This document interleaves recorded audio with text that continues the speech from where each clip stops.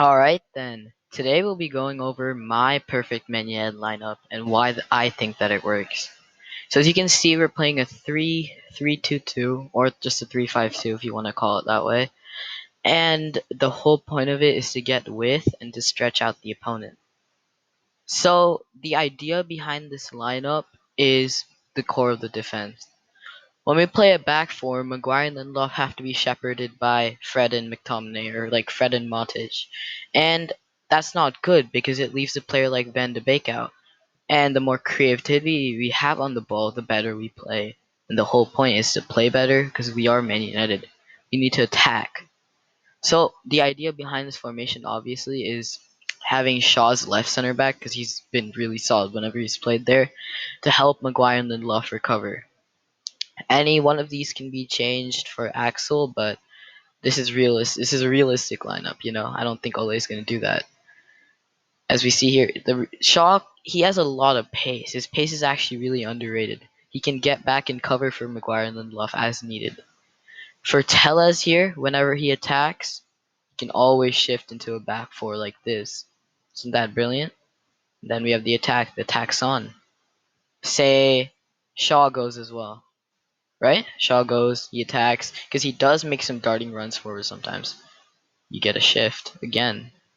Look at this. It's a very compatible lineup. It can change into basically anything that you want as long as you get your tactics right.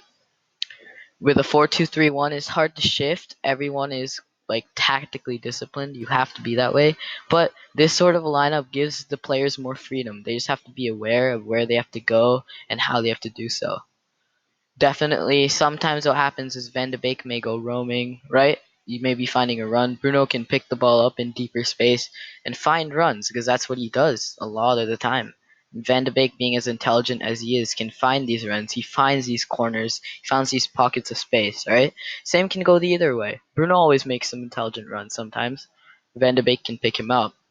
The point is, these two are really compatible. If one goes forward, one can stay back. Or even both of them can go back and maybe Tellez can stay back, or you can shift.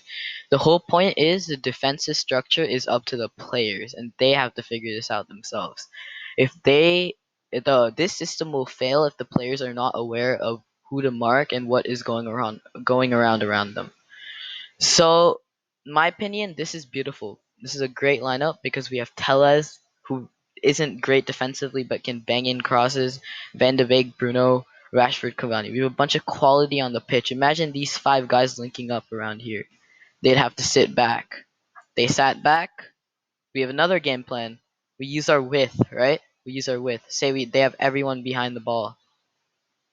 We have the ball like here. People are trying to find space. See, look. Look at the width that we have. Eventually, we can cause overloads. We can push people here, force them there, force more people there, right? Because they're going to be intimidated by this.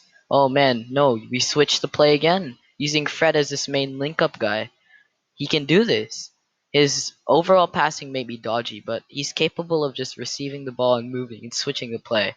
And I think that's why this lineup can work really well because you have a cover, you have Maguire and Lindelof, and the main part of this is Shaw.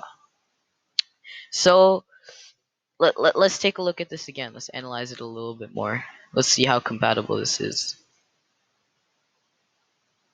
All right, let me just switch them up. Let's say that the opposition's playing a 4-2-3-1. Let's take a look at this. This is a quite standard formation, right? Especially for pressing teams, this is standard. It gets people off the ball, it gives the center mids responsibility, and overall it's just a really common sort of play. So if you have a 4-2-3-1, the whole point of this position is to utilize this width in this sort of thing and create triangles for Fred and the center backs to pass to get the movement going. If not Fred, Bruno can drop. If not Bruno, Van de Beek can drop. They can do this job and shift the ball.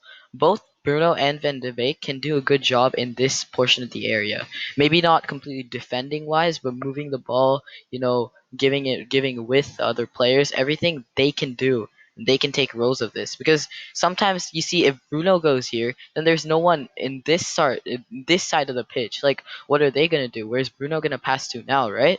But if you have Van de Beek and Bruno linking up together, they are smart. They're very intelligent ballers. Rashford can make a run. Cavani can make a run. Speaking of Cavani, Cavani is the only issue here. I know that he is quite injury prone, so definitely rotation between strikers is gonna be key. And look, I guess Pogba's the United player for now, so midfield, if they need a break, you can put him in for one of Bruno and Van de Beek. But overall, I think this lineup it has its strengths, right? It's defensively sound. Defensively sound as in there's a back three. Back three with it can be a shield, depends on how defensive we go to play. But in addition, it can also be a really attacking lineup. You can get Tellez, Wan-Bissaka forward, have them here, create these triangles, create triangles in between the midfield, and just stretch them apart. You can stretch them apart with there's infinite possibilities in this lineup. It's up to Ole to do this. So well, that's those are my thoughts on this lineup. Let me know what you guys think in the comments down below. If you like this sort of content, make sure to like and subscribe. But yeah, that's enough of me. Bye.